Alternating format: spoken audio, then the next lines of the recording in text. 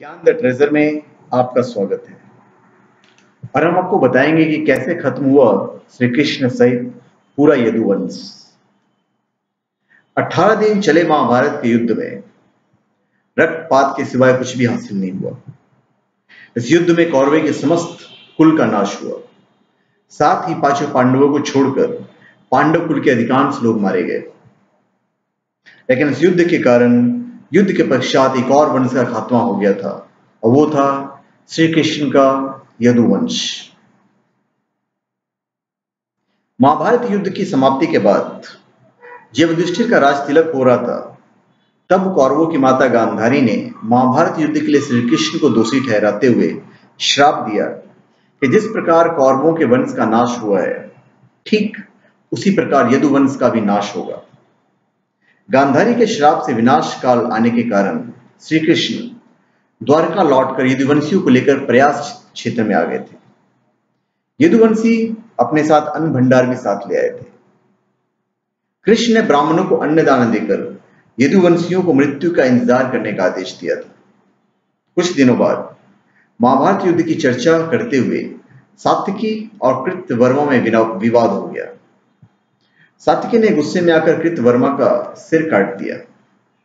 इससे उनमें आपसी युद्ध भड़क उठा और वे समूह में विभाजित होकर एक दूसरे का संहार करने लगे। इस लड़ाई में श्री कृष्ण का पुत्र प्रद्युम्न और मित्र सात्विकी समेत सभी यदुवंशी मारे गए। केवल बब्रू और दारुकी बचे रह गए थे।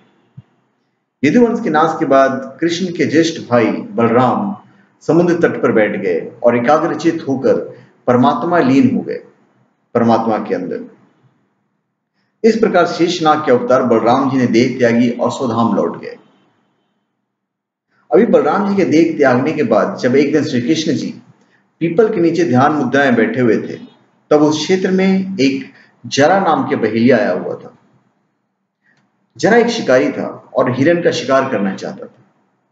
जरा को दूर से हिरण के मुख के समान श्री कृष्ण का तलवा दिखाई दिया। बहेली ने बिना कोई विचार किए वहीं से एक तीर छोड़ दिया, जो कि श्री कृष्ण के तलवे में जाकर लगा। जब वो पास गया तो उसने देखा कि श्री कृष्ण के पैरों में उसने तीर मार दिया है। इसके बाद उसे बहुत पश्चाताप हुआ और वो क्षमा याचना करने लगा। श्री कृष्ण ने बहेलिये से कहा, जरा तू डर मत, तूने मेरे मन का काम किया है। अब तू मेरी आज्ञा से स्वर्गलोक प्राप्त करेगा। बहेलिये के जाने के बाद वहां श्री कृष्ण का सारथी दारुक पहुंच गया। दारुक को देखकर श्री कृष्ण ने कहा कि द्वारका जाकर सभी को यह बताए कि पूरा यदुवंश नष्ट हो चुका है और बलराम के साथ कृष्ण भी स्वधाम लौट चुके हैं। अतः सभी लोग द्वारका छोड़ दें, क्योंकि यह नगरी अब जल में मग्न होने वाली है। उन्होंने कहा कि मेरी माता, पिता और सभी प्रियजन इंद्रप्रस्थ को चले जाएं। यह संदेश लेकर दारुक वहां से चला गया। इसके बाद उस क्षेत्र में सभी देवता और स्वर्ग की अप्सराएं, यक्ष, किन्नर, गंधर्व आदि आए और उन्होंने श्री कृष्ण की आराधना की।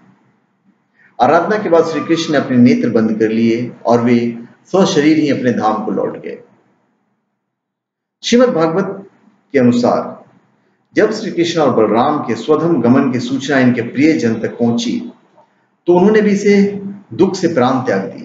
देवकी, रोहिणी, वसुदेव, बलराम जी की पत्नियां, श्री कृष्ण की पटरानियां, सभी ने शरीर त्याग दिए। इसके बाद अर्जुन ने यदुवंश के निमित्त पिंडदान और श्राद्ध आदि संस्कार किए। इन संस्कारों के बाद यदुवंश के बचे हुए लोगों को लेकर अर्जुन इंद्रप्रस्थ लौट आए। इसके बाद श्री कृष्ण के निवास स्थान को छोड़कर शेष द्वारिका समुद्र में डूब गई। श्री कृष्ण के स्वधाम लौटने की सूचना पाकर सभी पांडवों ने भी हिमालय की ओर यात्रा प्रारंभ कर दी थी। इसी यात्रा में एक एक करके पांडव भी शरीर का त्याग करते गए। अंत में युधिष्ठिर स्वशरीर स्वर्ग पहुंचे थे।